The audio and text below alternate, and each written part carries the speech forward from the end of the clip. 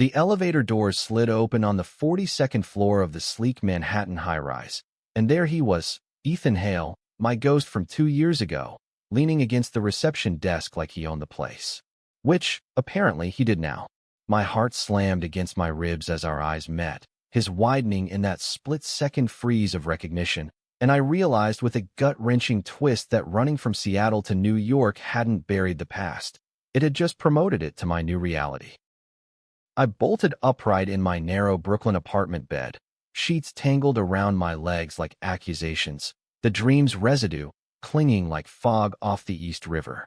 It was 5:47 a.m., the kind of pre-dawn hush that amplified every creak in the old building, and my phone buzzed on the nightstand with the alarm I'd set for my first day at Hale & Associates. Marketing firm. Entry-level creative coordinator. The job I'd clawed for after months of freelance gigs and ramen dinners. Safe. Anonymous. A fresh start in a city of 8 million strangers. Except now, in the harsh light of waking, I couldn't shake the nightmare's truth. What if he was there? What if fate, that cruel joker, had scripted this exact collision? By 8:15, I was scrubbed clean of last night's doubts, dressed in my one good button-down, crisp white, no wrinkles, paired with slim chinos that screamed professional but approachable, and stepping into the lobby of 500 Fifth Avenue. The doorman nodded me through with the tip of his cap, and I forced a smile, clutching my portfolio like a shield. The elevator ride was a blur of suited commuters scrolling feeds, their lives neatly compartmentalized in apps and emails, while mine unraveled in the reflection of polished steel doors. Alex Rivera, 27, gay and guarded, fresh off a cross-country escape. I'd left Seattle because of him. Ethan, with his easy laugh and those blue eyes that saw too much. We'd been something undefined, electric in stolen moments at college parties and late-night drives along the Puget Sound. But when he chose the closet over us, I chose survival. Packed a bag, blocked his number, vanished into the anonymity of job boards and Greyhound buses. No note, no goodbye, just gone. The doors dinged open, and I stepped into a world of glass walls and exposed brick, the air humming with the low buzz of ambition. The receptionist, a sharp-eyed woman named Carla with a nameplate that gleamed under recessed lights, glanced up from her screen. Alex Rivera? Welcome. Mr. Hale's expecting you for orientation. My stomach dropped like I'd missed a step on the stairs. Mr. Hale. As in Ethan Hale, junior partner promoted to lead creative after his old man retired? The pieces clicked with nauseating clarity. I'd skimmed the company bio during my interview prep, but the photo was a grainy headshot, not the vivid memory of him shirtless on my dorm floor. I nodded, throat dry, and followed her down a corridor lined with framed campaigns, bold ads for eco-brands and queer-inclusive apparel that mocked my personal irony. She ushered me into a corner office with a view of the Chrysler Building spiking the skyline, floor-to-ceiling windows flooding the space with December sunlight that did nothing to warm the chill racing up my spine.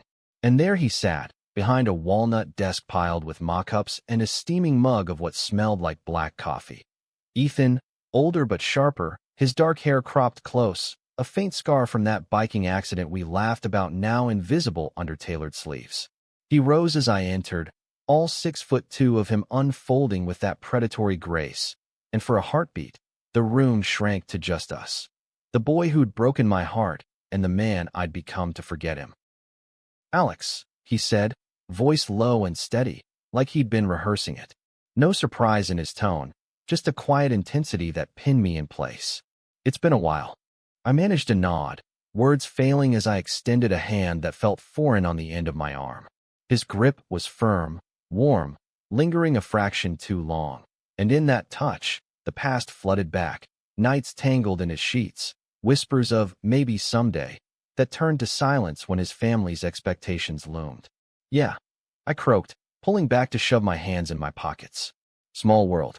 He gestured to the chair opposite, sinking into his own with the ease of someone who'd claimed this territory. Sit. Let's talk about why you're here, and why you left without a word.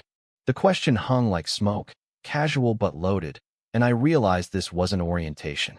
This was interrogation. The next hour blurred into a haze of corporate spiel. Team structure, quarterly goals, the firm's push into inclusive storytelling for Gen Z clients.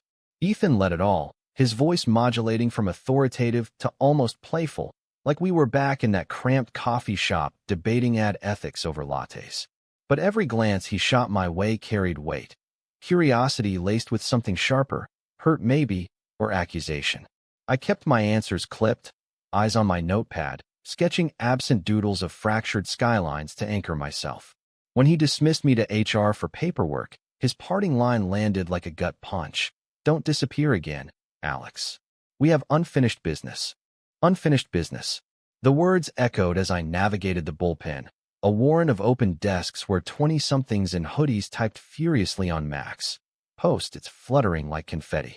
My assigned spot was near the window, overlooking Bryant Park's skeletal trees dusted with early snow, and I collapsed into the ergonomic chair with an exhale that bordered on a sob. What the hell was I doing here? I could quit, email of vague, personal reasons, and bolt for another listing on Indeed. But the rent was due, my savings a whisper, and beneath the panic, a treacherous spark flickered, curiosity. What had Ethan become in my absence? Why did his eyes still undo me? Lunch was a solo affair at a falafel truck around the corner, the winter wind whipping my scarf as I scarfed down PETA under the shadow of the New York Public Library's lions. My phone lit up with a text from Mia, my best friend back in Seattle, our daily check-in ritual since I'd ghosted the West Coast. How's the Big Apple bite? Spill. I typed back a thumbs-up emoji, too raw to confess. Mia knew the Ethan saga inside out. She'd held me through the ugly cry after our last fight, when he'd chosen a family dinner over my birthday. You're worth more than his cowardice, she'd said, packing my suitcase herself. Now, staring at the screen, I wondered if she'd been wrong. Back at the office, the afternoon dragged in a tutorial on their project management software, led by a wiry guy named Jordan with a man bun and a rainbow bracelet that dangled like an olive branch. We're all family here, he said, winking as he clicked through dashboards. Inclusive vibes only, no drama. I bit back a laugh, bitter and sharp. If only. Jordan became my unwitting lifeline, chattering about after-work drinks at the Stonewall Inn and the firm's Pride float plans for June. By 5 p.m., as the team trickled out into the dusk, he clapped my shoulder. You're gonna fit right in, Rivera. Ethan's tough, but fair, got a soft spot for underdogs. Underdog. That's what I was to him now. The hireling, not the lover. I lingered, pretending to organize my drawer, until the floor emptied.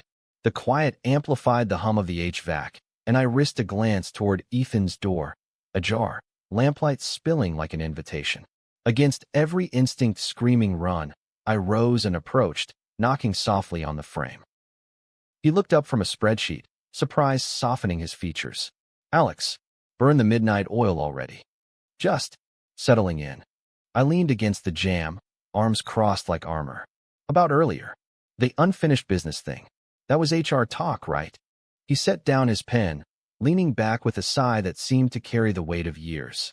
No, that was me. His eyes searched mine, blue depths pulling like undertow.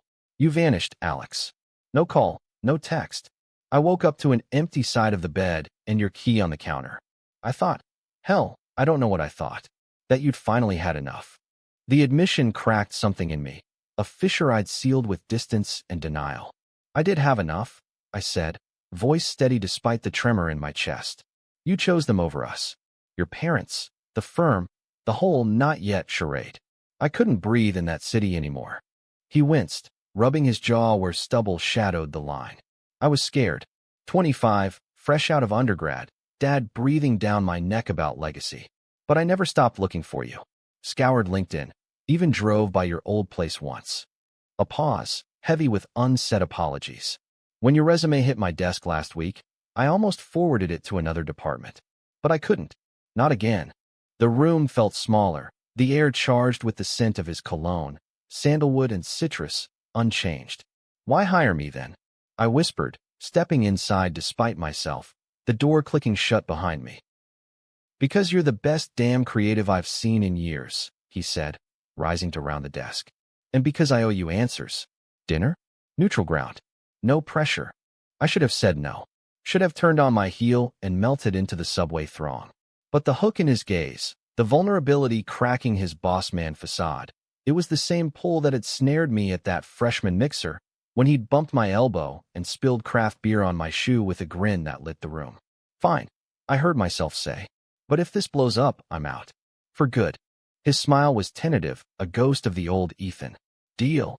We ended up at a dimly lit bistro in Midtown, tucked between brownstones strung with holiday lights that twinkled like hesitant stars. The place was called Lumiere, all exposed beams and candle flicker, the kind of spot where secrets felt safe. Ethan ordered a bottle of Pinot Noir without asking, remembering my weakness for Oregon Reds, and we picked at charcuterie while the city pulsed outside. At first, it was surface, the firm's latest campaign for a non-binary fashion line, my freelance stints ghostwriting for indie podcasts. Easy terrain, but as the wine loosened knots, the map shifted. I came out, he said abruptly, midway through a story about a client pitch. His fork paused over a slice of prosciutto. 6 months after you left. Messy. Mom cried for weeks. Dad froze my trust fund until I threatened to walk. But I did it. Started dating, even. Nothing stuck, though. The confession landed soft but seismic, envy and relief warring in my gut. Good for you, I said, meaning it despite the sting. Seattle's loss. He chuckled, low and rueful. New York's gain, apparently. Then, quieter, I replayed that last night 1,000 times. The way I deflected when you asked about ringside seats to your sister's wedding. Family first, I said, like it was a shield. It was. I countered, the old hurt surfacing like bile. And I get it, legacy's heavy. But I was drowning, Ethan. Watching you smile through brunches with your perfect hetero facade while we snuck around like thieves. I needed air. He reached across the table, hesitating before covering my hand with his. The touch was electric, a live wire to buried longing, but I didn't pull away. I was a coward, he admitted, thumb tracing my knuckle. But I'm not anymore. And seeing you today, it felt like a second chance. The waiter cleared plates then, breaking the spell, and we paid the bill in awkward silence. His card, my protest waved off. Outside, the wind had picked up, flurries dancing under street lamps, and he offered his coat. I shrugged it on, the wool still warm from his body, and we walked toward my subway stop, shoulders brushing in the cold. At the platform entrance, he stopped, breath fogging the air. This doesn't have to be weird, Alex. We can be professionals. Friends, even. Friends. The word tasted like ash, but I nodded. Yeah, friends. He lingered, eyes tracing my face like he was memorizing it anew. Then, impulsively, he leaned in. Not for a kiss, but a hug, fierce and brief, his chin resting on my shoulder. I'm glad you're back, he murmured, pulling away before I could respond. The train rattled me home through tunnels lit by fluorescent ghosts, my mind a whirlwind of what-ifs. By the time I unlocked my door, Mia's call was waiting, her voice crackling with worry when I finally picked up. You sound wrecked, babe. Bad first day. Worse. I confessed, collapsing onto the couch with its threadbare throw. Ethan's my boss. Silence. Then a string of curses that would make a sailor blush. That son of a... Okay, deep breaths. Do you want out? I can wire you bus fare. No, I said, surprising myself. Not yet. He's different. Came out. Apologized. Mia whistled low. Plot twist. But guard your heart, Alex. You've rebuilt once. We talked until midnight, her stories of Seattle's rainy drama a balm, and I crashed with dreams fragmented by blue eyes and unanswered questions. Morning brought a company-wide email, team-building retreat next weekend in the Catskills. Mandatory, with team-building exercises led by, you guessed it, Ethan. The week unfolded in a tense ballet of avoidance and inevitability. Mornings in the creative lounge, where I'd huddle over mood boards with Jordan and a quiet non-binary designer named Riley, sketching concepts for a queer youth hotline campaign that hit too close to home. Afternoons and meetings, Ethan's voice cutting through the conference room like a blade, praising my ideas with a nod that felt personal. Rivera's got instinct, he'd say, and the team would murmur agreement, oblivious to the undercurrent. By Thursday, the whispers started, harmless office gossip, Jordan confiding over vending machine chips. Ethan single, you know. Broke up with some finance bro last month. Total mismatch. I laughed it off, but the knowledge burrowed, a thorn under skin. Friday blurred into prep for the retreat, packing lists, carpool sign-ups. I volunteered for the latest slot, hoping solitude, but Ethan cornered me in the copy room, sleeves rolled to elbows revealing forearms I'd once traced with lazy fingers. Ride with me? It's out of your way otherwise. Trapped between the humming machine and his proximity, I nodded. Sure. Practical. The drive north was a study in restraint. NPR droning about climate accords, the Hudson River flashing silver under a brittle sun. We talked weather, the firm's holiday party, anything but us. But as the city skyline receded in the rear view, he glanced over, hands tight on the wheel. This okay? The forced proximity. It's fine. I lied, staring at passing pines dusted white. We're adults. The lodge was a rustic sprawl of log cabins and fire pits, nestled in the foothills where snow crunched underfoot and the air smelled of pine and promise. 30 of us checked in, greeted by hot cider and name tags, and I stuck to the fringes, bonding with Riley over Esmores by the lake.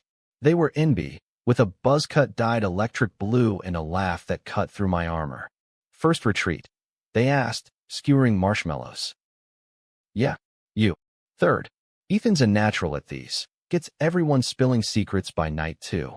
Their eyes twinkled. Watch out for trust falls. Metaphor overload.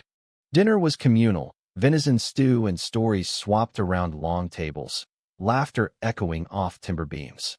Ethan presided at the head, charming as ever, toasting to new beginnings and bold ideas. His gaze found mine across the flames of the centerpiece candles, holding just long enough to spark. That night, bunked in a cabin with Jordan and 2 others, sleep evaded me. The walls were thin, murmurs filtering through like confessions. Jordan's tale of coming out to conservative folks in Ohio, a sales guy's divorce woes. I lay staring at the rafters, replaying Ethan's toast, until footsteps crunched outside.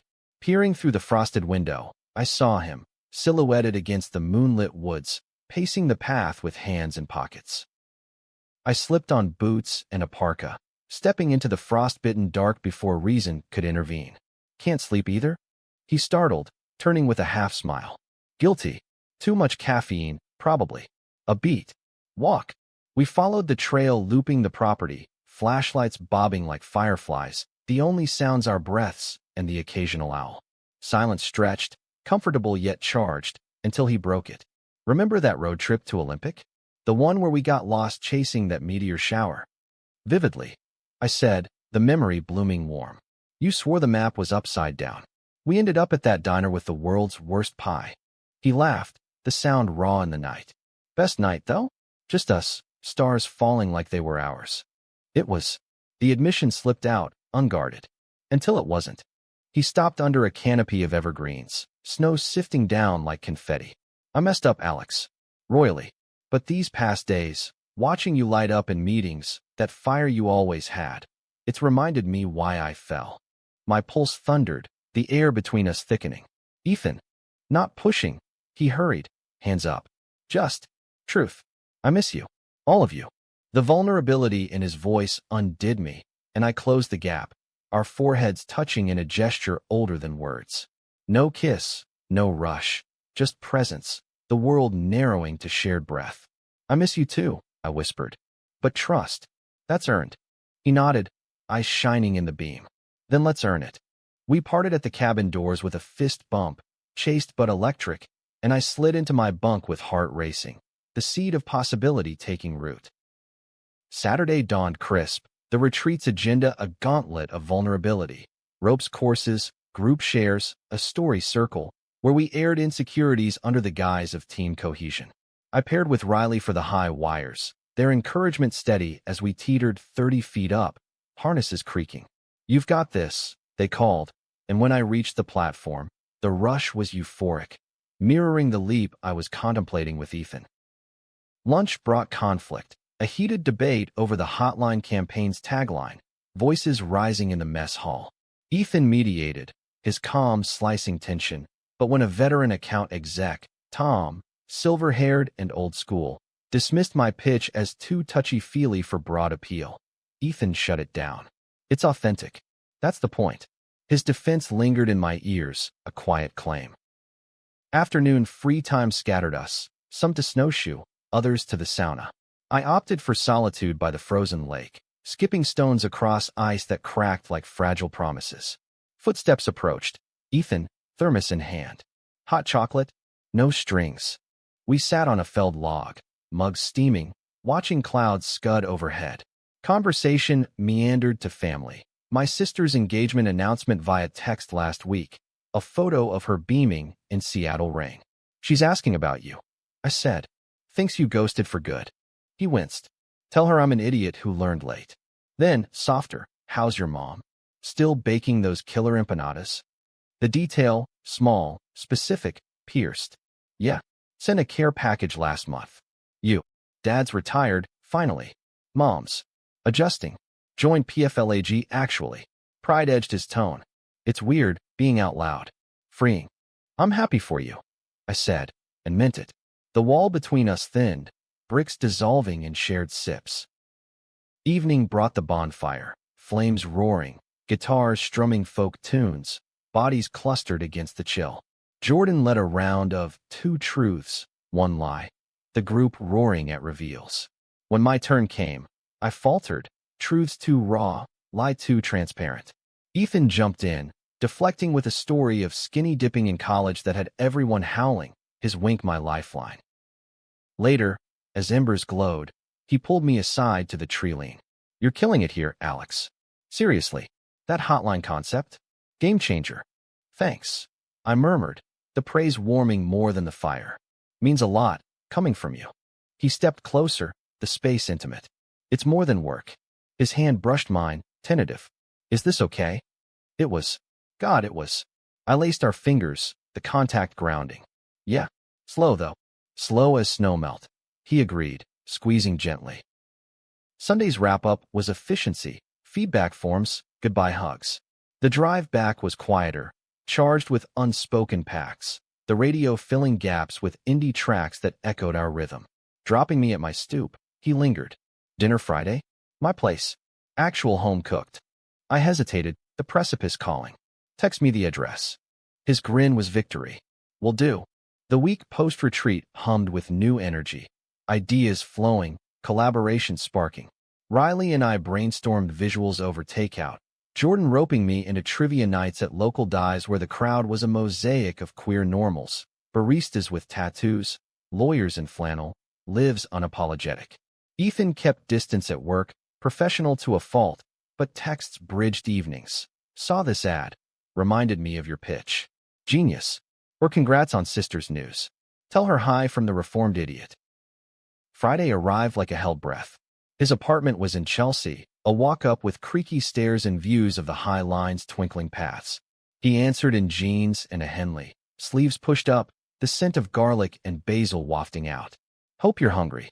The meal was pasta primavera, simple but flawless, eaten at a scarred oak table lit by pendants. We talked dreams, his push for the firm to sponsor trans artists, my secret novel draft gathering dust on my laptop. Laughter came easy, barriers crumbling like crusty bread. After, on the couch with decaf and mugs, vulnerability crested. I dated someone last year. I confessed, staring at the rug. Brief. He was out, proud, everything you weren't then. But it fizzled. Too safe, maybe. Ethan set his mug down, turning to face me. Too safe sounds nice. Not with you, I said, meeting his eyes. It was messy but real. He reached for my hand again, this time without hesitation. I want real. With you. The kiss, when it came, was inevitable, slow, searching, lips brushing like rediscovery. No heat, just depth, apologies in every press, promises in the pause. We broke apart breathless, foreheads aligned. Slow, he echoed, voice rough. Slow, I agreed. But Monday shattered the fragile peace. Office buzzed with crisis. A major client, Apex Apparel, pulling funding over brand misalignment. Code for their CEO's homophobic tantrum after spotting our Pride tie-in in a pitch deck. Tom, the exec from Retreat, stormed Ethan's office, voice booming down the hall. This rainbow crap's tanking us. Fire the kid who pushed it, Rivera, right? Fresh meat, full of pipe dreams. I froze at my desk, Riley's hand on my arm anchor. Ethan emerged minutes later, face thunderous, calling in all hands. Apex is out, he announced, pacing like a caged wolf. Their loss. We're doubling down on integrity, no compromises. Murmurs rippled, relief, fear. Tom's glare bored into me, but Ethan's eyes found mine, steady, supportive. After, he pulled me into the supply closet. Ironic, that, and gripped my shoulders. This isn't on you. It's bigotry, plain. We'll weather it. Easy for you to say. I snapped, fear lashing out. You're the heir. I'm expendable. His face fell. Never. You're essential. The fight lingered, unspoken, through terse emails and avoided lunches. By Wednesday, the strain showed. My pitches half-formed, his meetings clipped. Jordan noticed, cornering me in the break room. Trouble in paradise? Ethan's been a bear. It's nothing. I lied, but guilt gnawed. That night, Mia's video call caught me unraveling. He's defending you publicly, she said, eyes wide. But Tom's gunning. Old guard versus new blood. Thursday brought the hammer. An anonymous email chain circulating, screenshots of my old Seattle socials. Party pics with exes, captions too flirty for corporate eyes. Unprofessional, the subject read. Tom's fingerprints all over. I confronted Ethan in his office, door shut. This is retaliation. For the campaign. For us. He scanned the thread, jaw clenching. I'll handle Tom. HR's on it. But the damage, tears pricked, hot and unwelcome. Hey. He rounded the desk, pulling me into a hug that smelled of coffee and resolve. We're in this. Together. The board meeting Friday was bloodsport, projections tanking, Tom's voice droning blame toward divisive elements. Ethan countered, data in hand. Our queer campaigns outperforming by 40% in urban markets. Loyalty to values builds brands, he argued, voice steel. When votes came, it was narrow, course hold, but probation for the team. Tom's parting shot, hissed as we filed out. Watch your back, kid. City's full of better fits. The weekend was refuge. Brunch with Riley, who shared their own scar tissue from a toxic ex-firm, then a solo wander through the Met. Impressionists blurring past like emotions untangled. Sunday, Ethan's text. Walk in the park? No agenda. We met at the Bethesda fountain, snow melted to slush under boots, the air crisp with possibility. He handed me a coffee, extra shot just how I liked. About the email. Traced it. Tom's nephew, in turn. He's out. Relief flooded. So, we fight. We fight. He confirmed, linking arms as we strolled. And win. Spring crept in tentative, cherry blossoms tentative along the avenues, mirroring our thaw. Work stabilized, new clients trickled, a viral spot for the hotline going mini-mad on TikTok, my byline earning nods. Ethan and I navigated the gray, discreet lunches, coded texts, a stolen weekend in the Hamptons where we hiked dunes and talked futures without the weight of pasts.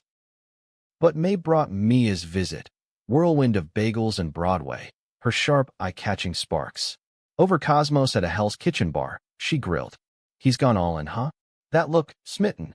It's good, I admitted, cheeks warm. Scary good. Then, the call, my sister, voice trembling. Engagement off, fiancé's cold feet, family drama boiling over. Come home, Alex. Please. The pull was visceral, Seattle's siren song. I booked the flight, gut churning, and told Ethan over gelato in Washington Square. 2 weeks. Family duty. His face shadowed. Wish I could go. As. What? Boyfriend. The word hung, untested. Yeah. I said, heart leaping. As that. He kissed my temple, public and unapologetic. Then hurry back. Seattle was monsoon gray, mom's empanadas a hug in pastry form, sister's tears a river we dammed with wine and walks. Ethan texted daily. Miss your laugh in meetings. Apex crawled back, begging. I shared photos, rain-slicked markets, a whale-watching boat, where Orcus breached like breakthroughs. Reunion at SeaTac was airport chaos, his hug swallowing me whole. Told the team, he murmured. About us. Official. You what? Panic flared, then pride. Time, he said simply. For real. Back in New York, the office bloomed. Rainbow mugs in the lounge. Tom's quiet exit to consulting. Jordan threw a Rivera hail, toast at trivia, cheers echoing. June's pride was catharsis, floats thumping bass down fifth, Ethan's arm around me in the crowd. Mia, visiting again to March. Under confetti rain, he proposed, not ring, but promise. Build this with me? Firm life all.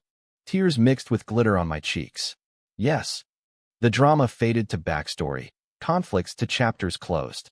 Love, it turned out, wasn't escape, but arrival. In a city of strivers, we'd found our stride, hand in hand.